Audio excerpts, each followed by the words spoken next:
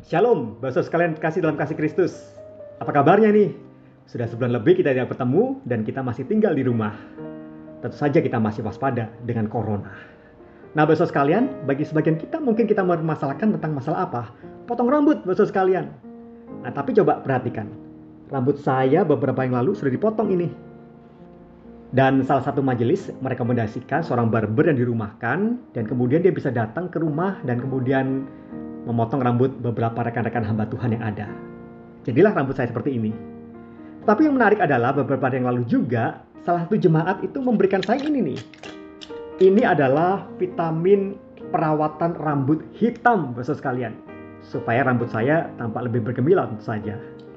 Nah, itu mengingatkan saya sebetulnya beberapa minggu yang lalu, bakso sekalian, ketika awal-awal WFH, ya, salah satu sahabat saya itu dalam video call itu dia berkata bahwa dia ingin potong rambut.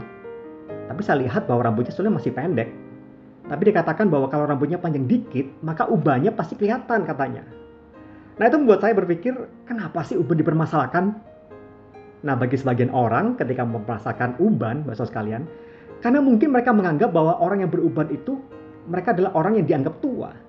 Atau lebih tepatnya adalah mereka takut kelihatan tua.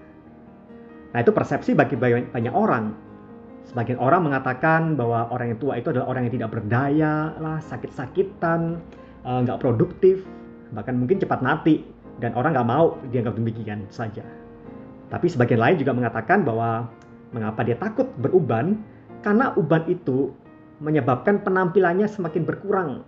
Sehingga nggak kelihatan maco, nggak kelihatan lebih cantik, bakso sekalian. Nah, itulah anggapan orang mengapa uban itu dipermasalahkan.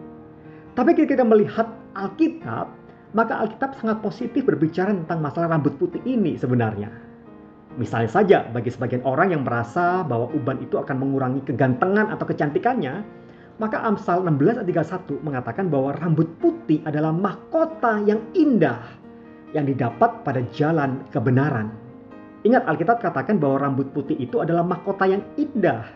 Tentu saja Alkitab tidak berbicara tentang satu hal yang sifatnya fisik atau penampilan saja, tapi Alkitab seringkali berbicara tentang masalah satu prinsip tentang kebenaran, bakso sekalian. Itu artinya sebenarnya bahwa yang dipentingkan adalah bukan masalah penampilannya. Yang perlu kita perhatikan dalam hidup kita adalah masalah karakter diri, integritas, dan orang akan lebih terpesona dengan kita ketika kita bisa menunjukkan kepribadian kita, karakter kita, integritas diri kita yang luar biasa, ketimbang kita menunjukkan penampilan yang tidak beruban tentu saja.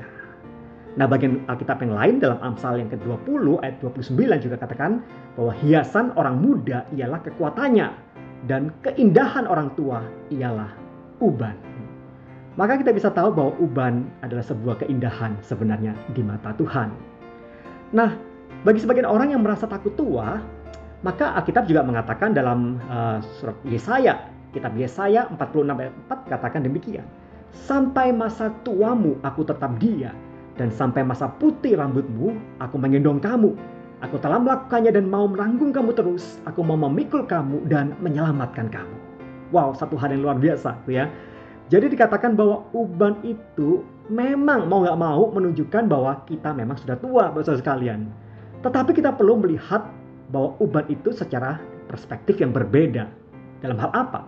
Dalam hal ketika kita melihat hidup kita mungkin sudah berusia 40, 50, 60, bahkan 70 tahun, bakso sekalian.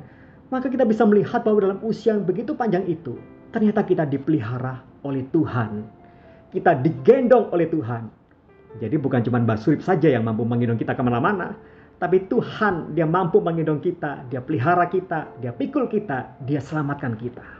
Wow, satu hal yang luar biasa bagi setiap kita. Ketika kita dipelihara oleh Tuhan, bukankah itu menjadi satu ungkapan syukur kita kepada Dia yang telah memelihara hidup setiap kita.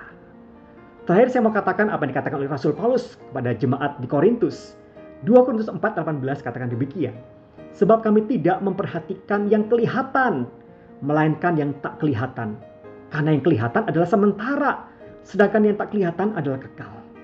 Penampilan itu adalah satu hal yang sementara. Tapi apa yang perlu kita perhatikan? Hidup rohani kita, bakso sekalian. Yang perlu kita perhatikan dalam kehidupan setiap kita adalah hal-hal yang tidak kelihatan itu.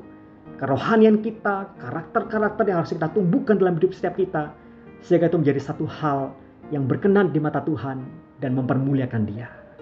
Saya ingin percaya pada hari ini setiap kita tentu saja diberkati oleh kebenaran firman Tuhan yang singkat ini. Bila kita sungguh-sungguh bukan sekedar memperhatikan penampilan fisik kita, tapi kita sungguh-sungguh memperhatikan apa yang ada dalam diri kita. Kerohanian kita, karakter-karakter kita, integritas diri kita, itulah yang harus kita utamakan dalam hidup setiap kita. Kiranya Tuhan memberkati setiap kita. Amin.